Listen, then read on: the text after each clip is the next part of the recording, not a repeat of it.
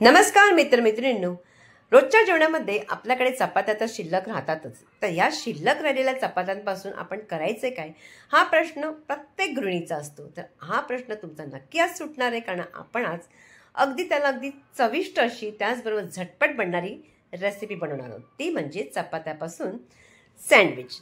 हे सँडविच ना लहानांपासून मोठ्यांना अगदी खूप आवडेल. तर चला जास्त काही न बोलता पटकन रेसिपीला सुरुवात करतो. सगळ्यात अगोदर इथे बघा, एखादा कांदा घ्यायचा, लांबसर असा कापून घ्यायचा. कापल्यानंतर आता ही मुलं ना कच्चा कांदा खाणार नाही, म्हणून काय करायचं, एखादा पॅन घ्यायचं, हलकंसं तेल टाकायचं, थोडंसं पसरून घ्यायचं तव्याला तेल, आणि त्यानंतर त्याच्यामध्ये आपण हा जो कांदा चिरलेला आहे ना तो टाकायचा. टाकल्यानंतर अगदी 2-3 मिनटं त्याला अगदी चांगलं परतायचं, अगदी व्यवस्थित परतून घ्यायचं. आणि परतल्यानंतर अगदी आपण मोजके अगदी मसाले टाकायचे. सगळ्यात अगोदर टाकायचे धणेपूड, त्याचबरोबर जराशी हळद, लाल तिखट टाकायचं त्याच्यामध्ये, आणि नंतर टाकायचं आपण त्याच्यामध्ये थोडंसं चवीपुरतं मीठ, आणि जिरेपूड तुमच्याकडे जर असेल ना तर नक्कीच टाका. जिरेपूड थोडीशी भाजल्या जिऱ्याची जिरेपूड टाकायची, आणि नंतर कोथिंबीर. आता सगळी जिन्नस आपली झाली आहेत, तर आपण या कांद्यांबरोबर चांगलं परतायचं आहे, अगदी हलकंच तेल टाकून. आणि 2-3 मिनटात परतल्यानंतर तो थोडासा कांदा नरम होतो, म्हणजे मुलांना खायला नाटकं करणार नाही. आता हा कांदा झाला तर त्याला बाजूला काढून ठेवूया. 3 बटाटे घ्यायचे किंवा जास्त घ्या, तुम्हाला जितके हवे तितके. उकडलेले बटाटे घ्यायचे आणि अशा किसणीने किसायचे. हाताने करण्यापेक्षा किसणीने अगदी चांगलं होतं, सोयीस्कर होतं, कुठलाही बटाट्याचा तुकडा वगैरे राहत नाही. तुम्हाला जसं जमतं त्या पद्धतीने करायचं. आता हे सगळे बटाट्यामध्ये आपण टाकायची हिरवी मिरची आणि आलं. हिरवी मिरची बारीक चिरून टाकली आणि आलं जे ना किसून टाकले. हवं असतात पेस्ट केली तरी चालेल दोघं. लाल तिखट टाकायचे, हळद टाकायची, त्याचबरोबर इथे जिरेपूड, नंतर आपण त्याच्यामध्ये टाकणार आहोत धणेपूड थोडीशी टाकायची. तसंच इथे टाकायचे चाट मसाला.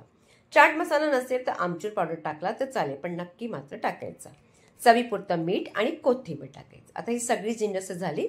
आता या बटाट्यांबरोबर सगळे जिन्नस आपण एकजीव करून घ्यायची, कारण का इथे आपल्याला बटाट्याची भाजी प्रॉपर काही आपण तिकडे फोडणी वगैरे देऊन तसं काही करायचं नाही, कारण का आपण एक झटपट बनवतोय. असं सुद्धा अगदी चवीला छान लागतं सँडविच. आता ही बटाट्याची भाजी आपली रेडी झाली. नंतर आपण काय करायचं, आता जे शिल्लक राहिल्या ज्या चपात्या होत्या त्या घेतल्या. मला ह्याच प्रश्न होता की आपण करायचं काय, म्हणून मी विचार केला की मीही बनवणार आहे आणि तुमच्याकडे शेअर करेन. एखादी चपाती उचलायची आपण, आणि याला थोडंसं बटर लावायचं, किंवा तुम्ही साजूक तूप लावलं तरी चालेल. नंतर ह्याच्यावरती थोडंसं टोमॅटो केचप टाकायचं, ते सुद्धा पूर्ण अगदी व्यवस्थित त्याला पसरून घ्यायचं. टोमॅटो केचप लावायचं नसेल तर तुम्ही हिरवी चटणी लावली तरी चालेल, किंवा दोन्ही लावलं तरी चालेल. आता अशा पद्धतीने सगळं लावल्यानंतर बटाट्याची भाजी अगदी पातळसा थर असा आपण व्यवस्थित अर्ध्या पूर्ण चपातीला करून घ्यायचं. अगदी अशा पद्धतीने, अगदी सगळं म्हणजे पूर्ण चपातीला आपण लावायचं नाही, कारण आपण त्याला फोल्ड करणार आहोत. म्हणून ही बटाट्याचं सगळं भाजी आपण त्याला लावून घ्यायची. आता ही बटाट्याची भाजी सगळी लागली गेली की लगेच आपण तो जो कांदा केला आहे ना तो टाकायचा. कांदा सगळा व्यवस्थित टाका. आता मात्र मुलं काही नाके टोळे म्हणजे नाटकं करणार नाही कांदा खायला, त्यांना कळणार सुद्धा नाही. आता या कांदा घातला, पौष्टिक व्हावं आणखीन छान लागावं म्हणून काय करूया, इथे आपण घालूया पनीर किसलेला त्याच्यावरती चांगला भरभरून घाला, मस्त लागणार म्हणजे सँडविच. आता ही चपाती आपण फोल्ड करायची. आता हे एक सँडविच रेडी झालं.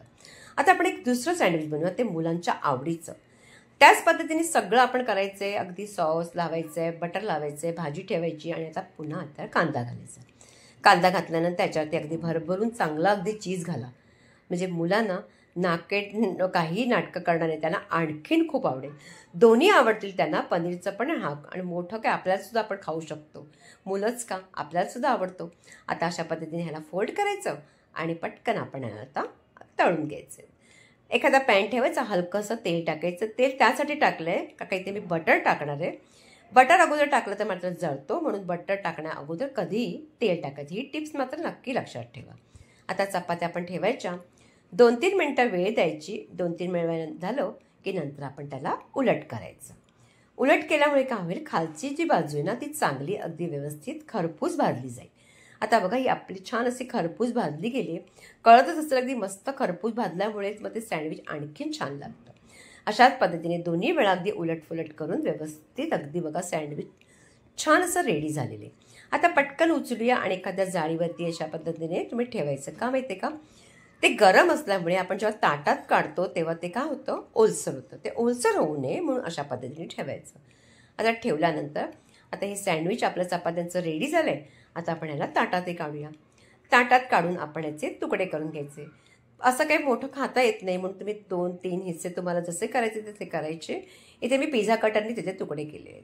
बघा व्यवस्थित आपले छान असे तुकडे झालेले आहेत. आता तुम्हाला हातातही घेऊन दाखवते किती मस्त सँडविच झालं आहे. कुठेही भाजी वगैरे निघत नाही. चपातीसुद्धा अगदी खुसखुशीत कुरकुरीत सारखी होते. असंच खायला आवडेल तुम्हाला. तुम्ही ब्रेड न देताना असंच मुलांना मुद्दाम चपात्यात ठेवून मुद्दाम करून द्या. एकदा करून बघा, ते नक्कीच खातील. ते मी सॉसबरोबर त्यांना ठेवलं आहे. तर सॉसबरोबर खा किंवा असंच खायला द्या, ते नक्की त्यांना आवडेल. जर ही रेसिपी तुम्हाला आवडलीच ना तर जास्तीत जास्त लाईक करायचं आहे, प्रत्येकांकडे शेअर करायचं आहे, शॉर्ट व्हिडिओ पाहायला विसरायचं नाही आहे. पुन्हा भेटायचं आहे आपण एका छानशा रेसिपीबरोबर.